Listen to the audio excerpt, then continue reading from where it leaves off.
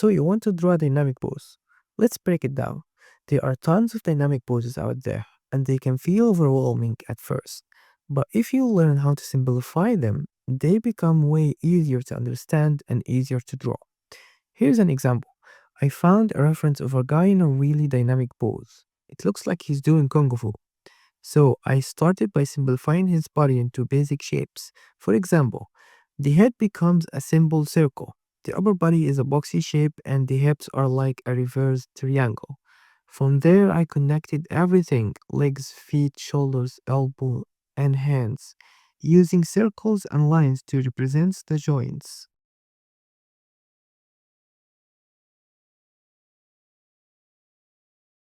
I even placed those basic shapes directly over the reference so you can clearly see what I'm talking about. This approach helps you understand what you're actually drawing instead of just copying lines. When you break things down into simple forms, you build a solid foundation that makes the pose easier to replicate or change. Let's go step by step. First, I draw the head, just a simple circle. Don't worry about perfection yet. Then I start blocking the shoulders and the arms using circles and lines, just like I showed you before.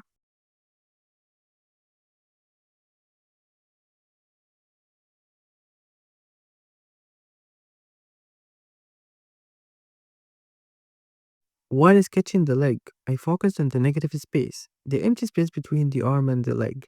That void space is important because it helps keep your proportions and angles accurate.